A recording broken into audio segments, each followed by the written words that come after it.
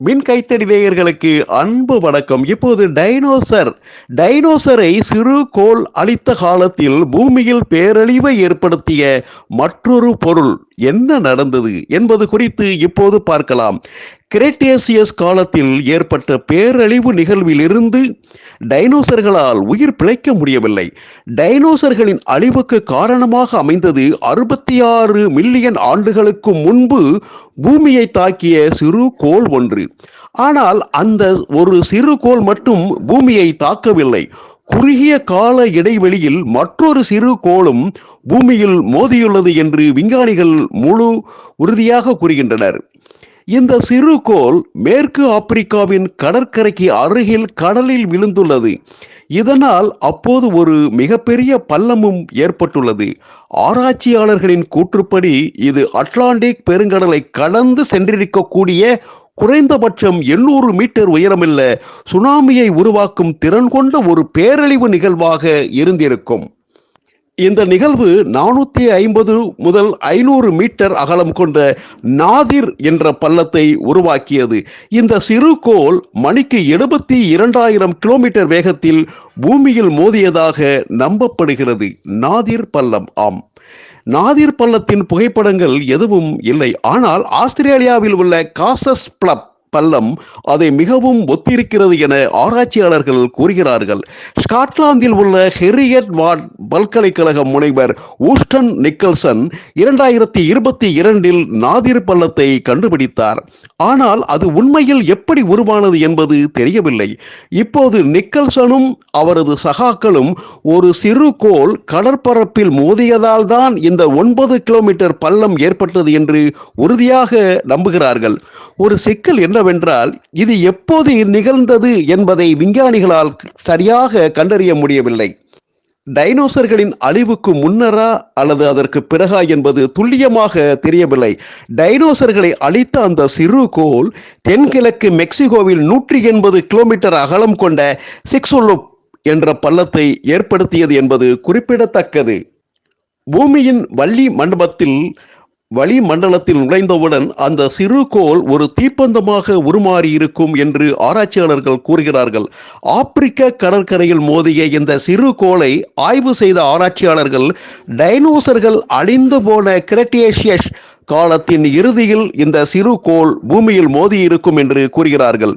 பூமியின் வளிமண்டலத்தில் நுழைந்தவுடன் அது ஒரு தீப்பந்தமாக உருமாறி இருக்கும் என்றும் அவர்கள் கூறுகிறார்கள். உதாரணத்திற்கு, அந்த சிறுகோள் கிளாஸ்கோவை, அதாவது ஸ்காட்லாந்தில் உள்ள நகரம் தாக்குகிறது. நீங்கள் அங்கிருந்து 50 கிலோமீட்டர் தொலைவில் உள்ள எடின்பரோ நகரில் இருக்கிறீர்கள் என்று கற்பனை செய்து கொள்ளுங்கள். அங்கிருந்து பார்த்தால் வானத்தில் உள்ள சூரியனை விட 24 மடங்கு எடின்பரோவில் உள்ள அனைத்து மரங்கள் மற்றும் தாவரங்கள் தீப்பற்றி எரிய போதுமானதாகவும் அந்த நெருப்பு பந்து இருந்திருக்கும் என்று நிக்கல்சன் விளக்குகிறார். இதனால் காற்றில் மிகவும் வலுவான ஒரு வெடிப்பு ஏற்பட்டிருக்கும் என்றும் அதை தொடர்ந்து 7 ரெக்டர் அளவிலான நிலநடுக்கத்தை ஒத்த ஒரு நில அதிர்வும் ஏற்பட்டிருக்கும் என கருதப்படுகிறது. கடலுக்கு அடியிலிருந்து பெருமளவிலான நீர் வெளியேறி பின்னர் பெரும் அலைகளாக கீழே மோதி தனித்துவமான தடங்களாக உருவாக்கியது. 2 பெரிய சிறு கோள்கள் நமது கிரகத்தை இவ்வளவு குறுகிய கால இடைவெளியில் தாக்குவது அசாதாரணமானது.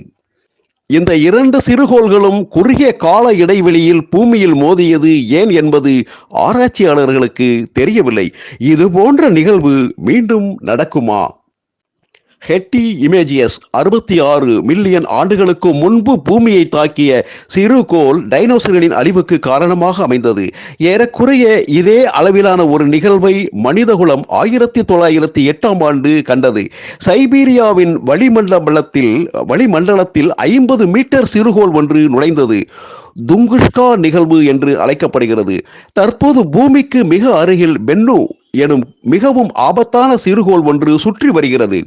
நாதிர் பள்ளத்தாக்கை உருவாக்கிய சிறுகோள் ஏறக்குறைய பென்னுவின் அளவை ஒத்திருக்கும். நாசாவின் கூற்றுப்படி 2182ஆம் ஆண்டில் செப்டம்பர் 24ஆம் தேதி பென்னு சிறுகோள் பூமியுடன் மோதக்கூடும்.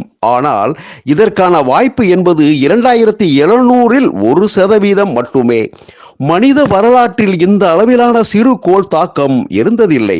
இந்த நிகழ்வுகளை புரிந்து கொள்ள விஞ்ஞானிகள் பூமியில் உள்ள பள்ளங்கள் அல்லது சில கிரகங்களில் உள்ள பள்ளங்களின் படங்களை ஆய்வு செய்ய வேண்டியுள்ளது. நாதிர் பள்ளத்தை நன்கு புரிந்து கொள்ள நிக்கல்சனும் அவரது குழுவினரும் டிஜிஎஸ் என்ற புவி இயற்பியல் நிறுவனத்தில் இருந்து பெறப்பட்ட உயர் தெளிவு திறன் கொண்ட 3D தரவை ஆய்வு செய்தனர். பெரும்பாலான பள்ளங்கள் அரிப்பால் பாதிக்கப்பட்டுள்ளன. ஆனால் இந்த நாதிர் பள்ளம் சேதமில்லாமல் இருப்பது விஞ்ஞானிகள் பாறைகளை ஆழமாக ஆராய அனுமதிக்கிறது. இது போன்ற சிறு கோள் மோதியதால் ஏற்பட்ட ஒரு பள்ளத்தின் உட்புறத்தை நாம் பார்ப்பது இதுவே முதல் முறை. இது மிகுந்த உற்சாகத்தை அளிக்கிறது என்று நிக்கல்சன் கூறுகிறார். நிக்கல்சன் மற்றும் அவரது குழுவின் ஆராய்ச்சி முடிவுகள் nature communication earth and environment அறிவியல் இதழில் வெளியிடப்பட்டுள்ளன.